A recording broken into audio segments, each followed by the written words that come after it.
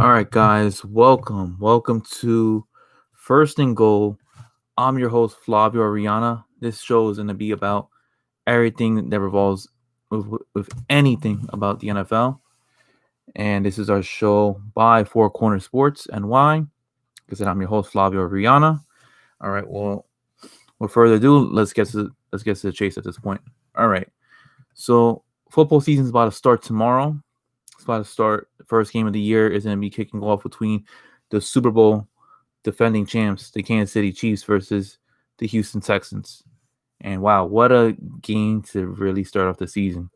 You got two of the brightest young stars that play at the quarterback position between Patrick Mahomes, MVP, Super Bowl MVP, versus Deshaun Watson, who's won a Heisman, who's won a national championship in college. Now his next goal is to win MVP, or if he wants to win Super Bowl, that too. So it should be an interesting matchup. These two face each other in the playoffs. Kansas City got the better hand. They were down by, I think it was by like 20 something points, if I'm not mistaken. Can't remember off the top of my head. But that's what's going to kick off. It just seems a little bit unfortunate just because Deshaun Watson doesn't have his number one target. Unfortunately, DeAndre Hopkins got traded earlier in the offseason towards the Arizona Cardinals. Pretty much got traded to the Arizona Cardinals for a second-round pick and a ham sandwich. Sucks because he got traded for David Johnson, who David Johnson's supposed to be really, really good. He had a really good year. It honestly feels like 15 years ago. It really wasn't that. I think his best year was, like 2018 or 2017, when he just like broke out of nowhere. And it's just starting to feel like, not saying that he is this type of this player, but it's starting to feel like he's like on the route of going to like Peyton Hillis. Now maybe that's going a little bit too extreme. I don't know, but he's hasn't been the same. I know he's been injured, but we'll see what happens as for tomorrow's game. But yeah, no, the Kansas City Chiefs have been on some type of a roll, since Patrick Mahomes took the reins as the starting quarterback for Kansas City. The rookie it's not his rookie year. His first year starting, 50 touchdowns, wins the MVP, was a pre-snap penalty away from making the Super Bowl if it wasn't for, I think it was D Ford, if I'm not mistaken, that jumped off sides.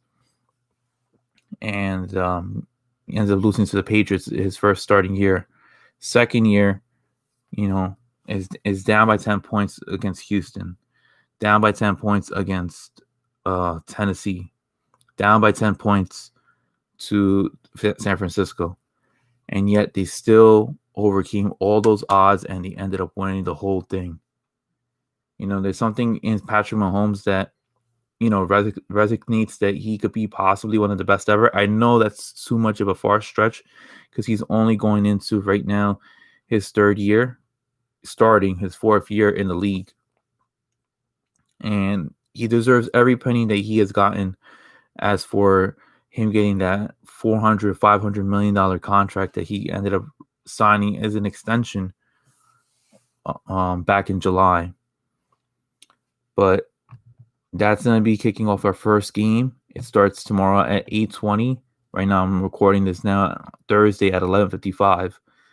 But, I'm going to give you guys a rundown of what's going to happen for the first week in the NFL. So you got that game going on between Texans and Chiefs. Then Sunday, September 13th, you're going to have Jets and Bills. That's going to start at 1 o'clock. You have Tom Brady's debut in a Tampa Bay Buccaneers jersey. He's going to be facing against Drew Brees and the New Orleans Saints. That starts at 4:25. You got Cowboys and Rams. That's going to be your Sunday night game. That's when the Rams end up debuting their new arena. I think it's called SoFi, if I'm not mistaken. You got Seahawks and Falcons. Seahawks are traveling towards the East Coast against the Atlanta Falcons. That's a 1 o'clock game. Bears and Lions.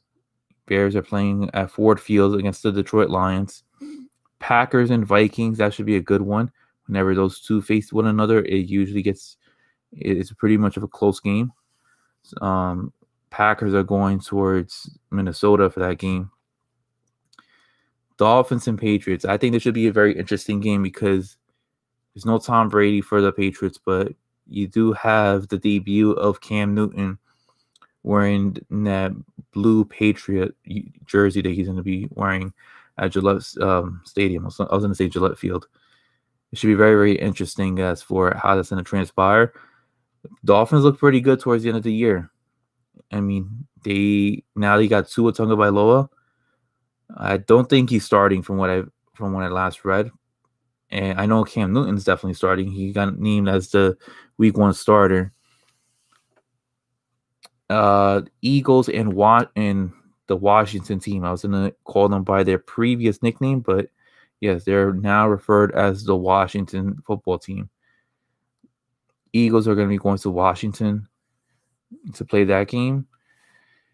The newly Las Vegas Raiders versus the Carolina Panthers. David Carr and the Las Vegas Raiders are going to Carolina and playing the brand new quarterback of the Carolina Panthers, Teddy Bridgewater. Should be interesting as for that. Indianapolis Colts versus the Jacksonville Jaguars. That's a 1:00 game. You got Cleveland Browns versus the Baltimore Ravens. Any AFC North team facing one another is usually, colliding heads with, one another. It should be a pretty good matchup. Baker Mayfield versus Lamar Jackson. Both came in the same draft. Lamar Jackson's just coming off of an MVP season. The LA Chargers versus the Cincinnati Bengals. You got Joe Burrow versus, I think Tyrod Taylor is going to be your starting quarterback for the Chargers. He's a pretty good, decent, bubble starter. One reason why I'm saying a bubble starter is because of the fact that anywhere he has gone, whether it's been Buffalo, he ended up going towards Cleveland for a few amount of games. He's always been considered a bubble starter. He always was that starter that would start off the season, but he would never finish it off. And you have Cardinals and 49ers. Kyler Murray versus the representatives of the NFC of last year's Super Bowl, the 49ers. Also a very good game. I'll give you guys my predictions after I finish up with the Monday Night Football games that are going to be happening. Kicking off the first Monday Night Football game of the year is going to be the Pittsburgh Steelers versus the New York Giants. Big Ben comes back from his injury, his year-long injury that he suffered from, and this is going to be the first time that Daniel Jones starts off the year as a New York Giants quarterback. Last year, Eli Manning started the year off, but Daniel Jones finished it after he got bumped into playing. I think it was after week 3 or week 2. And lastly, the ending of week 1, the Tennessee Titans versus the Denver Broncos. I don't know. I just always feel like Denver is usually Denver or the Chargers are always ending off the last Monday Night Football game of week 1. I don't understand why. I think it's just something to do maybe with their being located out in the West Coast. But I just noticed that it's always usually like Denver. I always see the Chargers or even sometimes the Raiders. It's never anybody out of the norm. Like Kansas City, you don't see like the Rams or anything like that. It's always usually them. I just wanted to point that out there. All right, so prediction time. So for tomorrow's game, I'm going to just say that Vegas has Kansas City, a -9. I'm going to say that tomorrow's game is going to be, I'm going to say it's a little bit high scoring. I want to say 32-24. 32-24 Kansas City ends up picking up the victory. They defend their home turf. They start off the year 1-0. As for Jets and Bills, this is an easy one. I got the Bills winning. Bills got the better defense. Josh Allen can run the ball. He could throw the ball. He has a new weapon in Stephon Diggs. I do like Sam Darnold. I really do like Sam Darnold, but no Robbie Anderson. So I feel like his only weapon is Le'Veon Bell. And then you have Quincy Enunwa there. I don't know. I just can't really trust the Jets. And then top it off even worse, like they lost Jamal Adams this offseason. So yeah, I don't know. I just don't see it. Tampa Bay and New Orleans, Tom Brady's debut, and this should be a classic. I mean, I'm gonna watch this game immediately. I'm gonna go with New Orleans only because they're playing at home. I think the Saints and Drew Brees and the Saints are gonna, ruin the Tom Brady's first game as a Buccaneer. I think Tom Brady starts off his Buccaneers career 0-1, but I think it's gonna be close. I say it's gonna be 28 26. 28-26. I don't know how it's gonna end. I don't know if Will Lutz is gonna kick the game winning field goal. I'm just saying 28-26 at this point. I just think that the combination of Drew Brees and Michael Thomas is pretty unstoppable. I can't think of anybody on that defense that's going to be able to cover Michael Thomas, one on one. You're going to have to do like a high low, type of scenario where you're going to keep the safety up top, corner down low. So, create a lot of miscommunications and frustration for Michael Thomas. But yeah, I just see Drew Brees, getting the better hand, especially because he's at home. Cowboys and Rams. I think this should be interesting because there's no Todd Gurley here. Todd Gurley went to Atlanta. You got Dak Prescott, who's on a pretty much on a 1-year deal. He never got that contract extension that he's been wanting. I think he's gonna play with some edge. This is, mind you, also Mike McCarthy's first game as a head coach of the Dallas Cowboys. And I'm very interested to see what Jared Goff does because he had a horrible year last year. I felt like the league caught up to him because of the fact that he was always doing play action pass, play action run. It was just, it was the same nonsense with him and Todd Gurley. Once the league caught up to him, he couldn't go back to his, his one pony trick.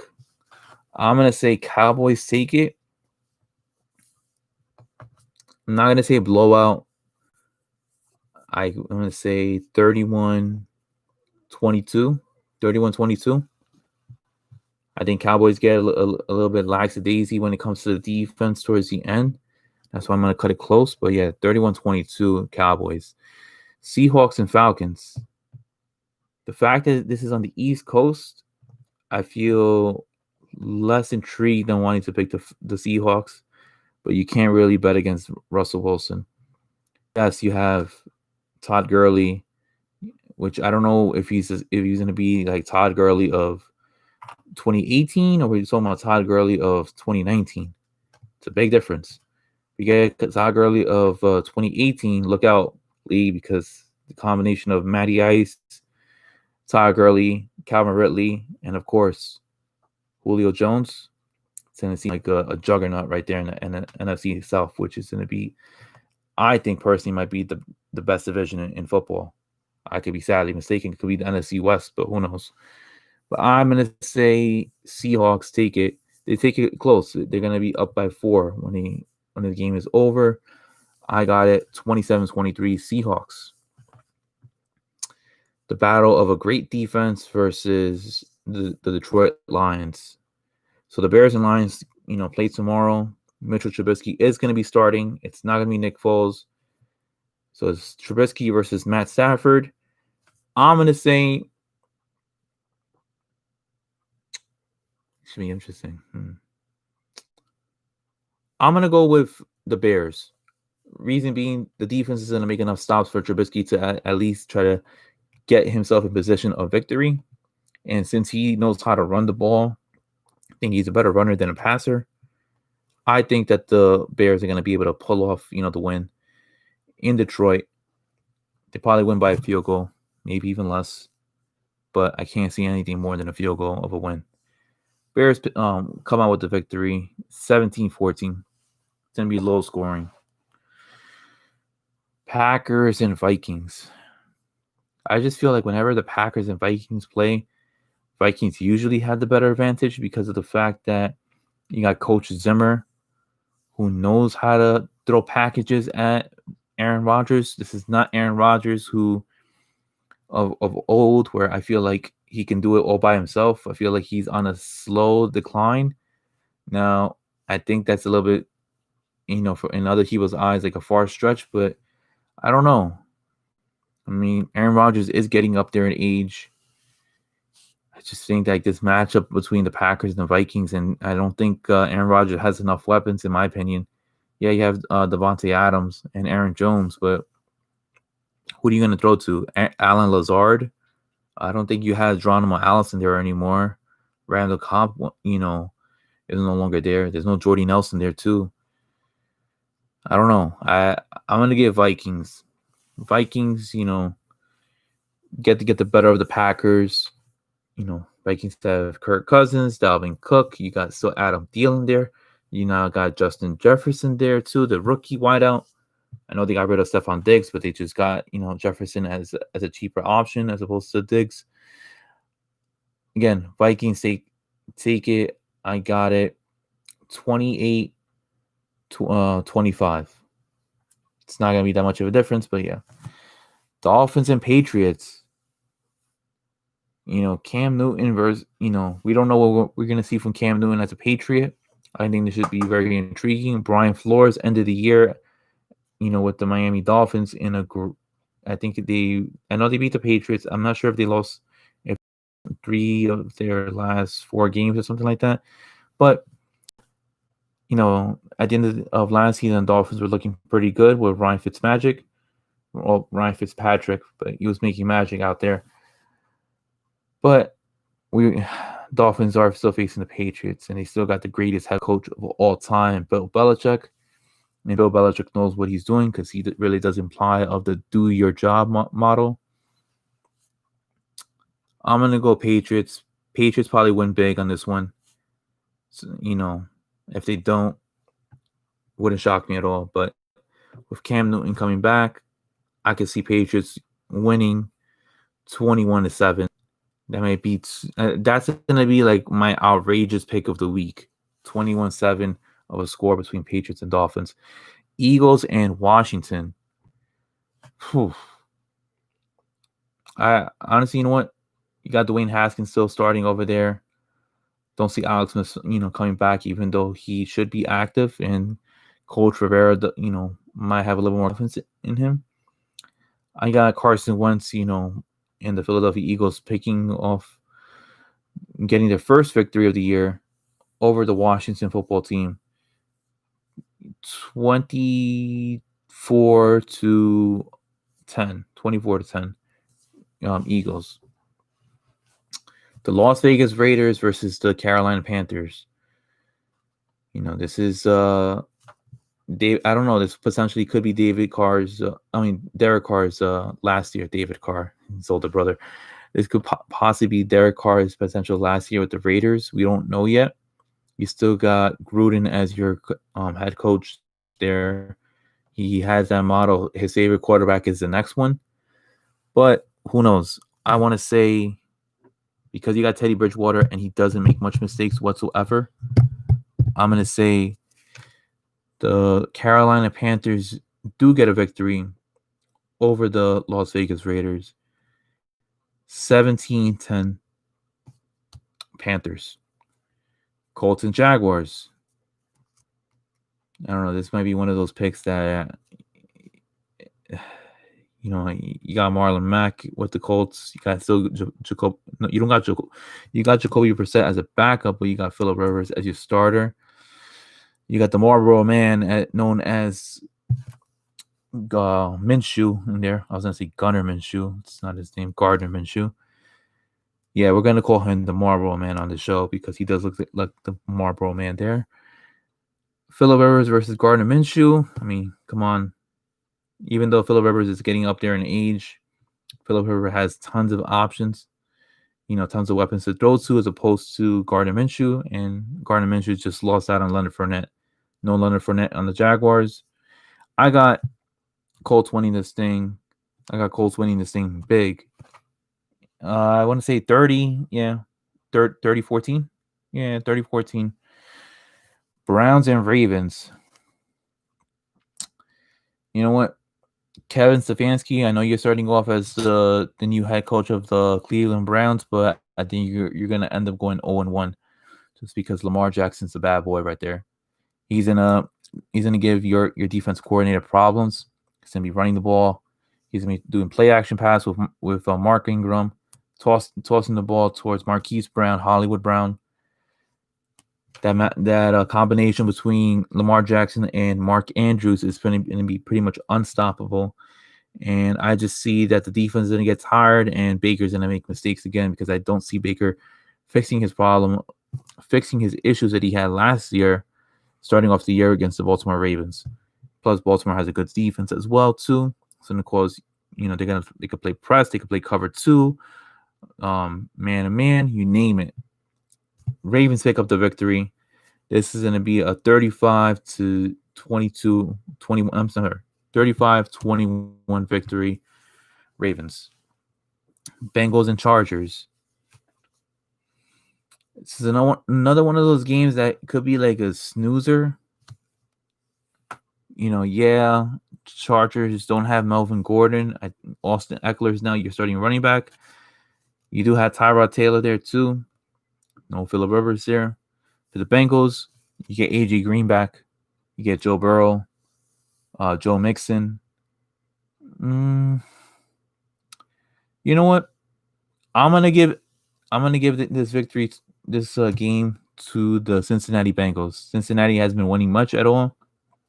Why not start the year 1-0? Why not try to do something right? Joe Burrow starts his NFL season and an NFL career with a victory. He ends up beating the LA Chargers 20-14. And you have the Arizona Cardinals and the San Francisco 49ers. Kyler Murray versus the 49ers with Jimmy G. Kyler Murray's a bad dude. This boy can run. This guy could have played baseball if he really wanted to. But even with no DeForest Buckner, because he went over towards Indianapolis in that trade, you still got so many players on that defense that could chase after him and could actually trap him, avoiding him from running out. Yes, they got DeAndre Hopkins on the Cardinals, but I just see that 49ers are going to notice how they lost that Super Bowl, and they're going to just run the ball and they're going to pound it with Mostert, Tevin Coleman, Jerick McKinnon. They could do like a jet sweep option with Deebo Samuel. I see 49ers actually winning this thing pretty big, in my opinion. They possibly could be winning this thing. I want to say 35-10. They could be up by 25. Vegas actually is heavily favoring the 49ers at this point. And who wouldn't with that defense and the way that they run the ball? Jimmy G is a better quarterback when he's able to have, better running backs around him. And as for the Monday Night Football game, Steelers and Giants, yes, I am a diehard Giants fan. There's no way that the Giants are going to be able to pull off this victory. Big Ben is a Hall of Fame quarterback. He's coming back from an injury. You still have James Conner. You still got Juju Smith-Schuster, James Washington. You have Eric Ebron there too. I think it's just too much talent compared to what the Giants have, and their defense isn't that great. Yes, you have Daniel Jones, as your starting quarterback. I think you have Slayton, Tate, Shepard, Ingram, Barkley. Still not going to be enough. I think the defense is going to try to. They might even do like a run blitz package, just to ensure that Barkley gets contained. Daniel Jones, even though he has wheels, it's not going to be enough. I see Pittsburgh pulling off this victory 28-20. And lastly, for the last game of week 1, Titans and Broncos. Ryan Tannehill versus I think it's Drew Lock that's starting the game. I see Titans winning this game. It could possibly be close. I mean, Vegas has them as a 1.5 point favorite. I'm gonna end up giving them the victory 24-20.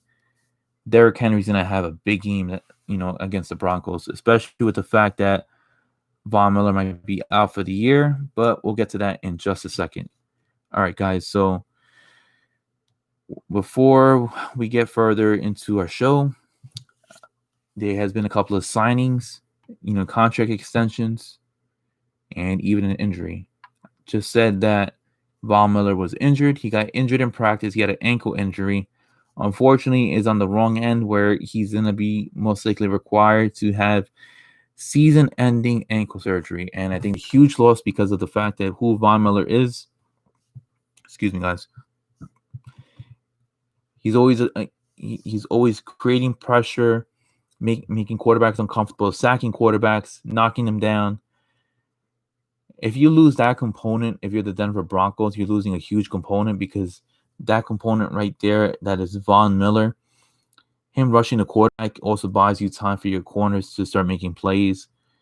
Whether it's, pushing off the receivers, getting close to your man, cutting them off when because of the fact that the quarterback is trying to hurry up the ball. You possibly get an easier interception. Yeah. I see Von Miller being out could possibly cost the Broncos about 2 to 3 games just because that's how valuable he is towards that team. Anytime you have a speed rusher that is going to be out for a full year because of an injury, because of an ankle injury, yeah, this could really impact the Denver Broncos' chances of potentially making the playoffs. Not that they expanded the playoff format to an extra team. Did I originally have the Broncos making the playoffs this year? No, I did not. But this could have them from a potential 7-win team, to now maybe only winning about 4 games this year. Who knows? You also had DeAndre Hopkins. Congratulations to DeAndre Hopkins. He ended up agreeing to a contract extension with the Arizona Cardinals with a 2-year, a $54.5 million contract extension, which includes a $42.5 guaranteed. It's a lot of money right there. $54.5 million. And he's getting $42.5 guaranteed. I think DeAndre Hopkins deserves it. He could be 1A, 1B to Michael Thomas. I think those two. Now, actually, you know what? To me, he's top 3. I still have Julio Jones number 1 because of what he brings to the table. Michael Thomas 2, DeAndre 3. Those are the 3 best wide receivers in the NFL. And for him to get that money, he definitely deserves it. Without a doubt. He definitely deserves it. Now Kyler Murray's going to have him for at least 2 more years. That right there is going to be able to bring in a lot of continuity right there because the first year is going to take them a little bit of meshing. Second year, they'll get it together. And he's going to grow a lot of knowledge just by being with Larry Fitzgerald. So I love this extension. It helps both parties. Both parties get what they want. You give Kyler Murray an extra weapon for him to hang around for 2 more years. Can't beat that.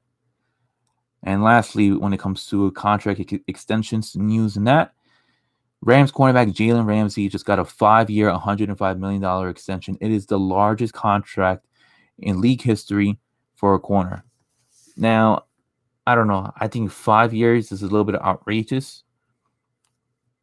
I know that the Rams are trying to do whatever they can to ensure themselves on getting back to the Super Bowl and this time winning it.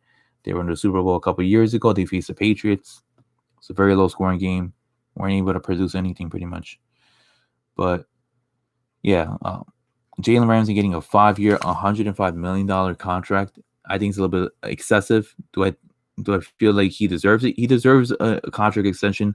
I possibly would have gave him a 3-year contract. But it's the Rams. I think it's going to end up biting them, in the rear end. Because last time they gave a long contract extension, it was to Jared Goff. And look what happened. And see this panning out well in the long-term run for the LA Rams.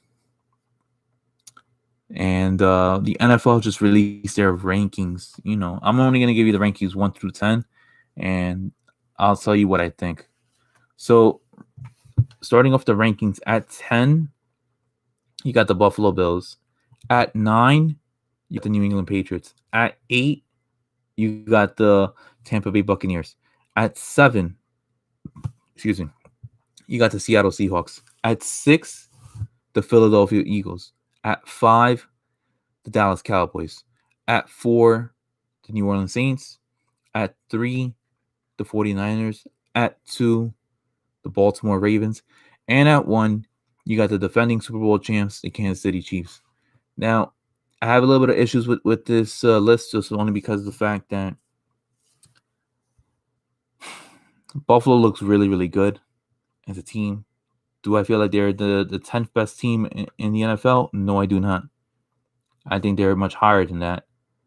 I think they're giving the Cowboys and the Eagles a little bit too much love. I wouldn't give them that much, high praising. I understand that the Cowboys did draft an extra wide receiver, which is going to help out their offense, in CD Lamb. And I understand that the Eagles drafted Jalen, forgot his last name, Jurgen or something like that. I can't remember his last name. I'm sorry, guys, if I'm mispronouncing his name. An extra wide receiver for Carson Wentz. I have an issue with those three because honestly, I would actually put the Seahawks as the 5th best team. I would have put the Bills as the 6th. I would have put the Buccaneers at 7. At 8 and 9, I would have kept, So I would have kept, like I said, 8 and 9, Patriots. Then you would have had Eagles, then Houston. Yeah, I don't know. I just don't agree with the list. I definitely agree with the top 4 with Chiefs, Ravens, 49ers, and Saints. That right there is a given. Chiefs have been like the best team in football, in my opinion, in the last 2 years. Ravens are in the up and coming. You possibly might have a good rivalry, what we used to have back in the day with Brady and Manny. It could be Brady and Manny, 2.0 with Patrick Mahomes versus Lamar Jackson. That's what I'm going to end up seeing, happen. The only difference is that both can run. Brady and Manny could not run, not even a slug. That is a big difference. But 49ers, they look like the best team in the NFC. The Saints, this might be like their last title run that they could possibly go for. If not, I think you got to pull the plug. So, yeah, I don't know. I mean, it's going to be very, very exciting stuff as for the NFL. Truly cannot wait for the seasons to start. Been dying for, some NFL. Just a few more hours left, and then we're going to kick off the season. All right, guys. Well, that is all that I'm going to have for First and Goal. All right. I'm your host, Flav, Orellana, and please get ready for the football season tomorrow. Cannot wait. All right. Until then, peace, guys. See you next time.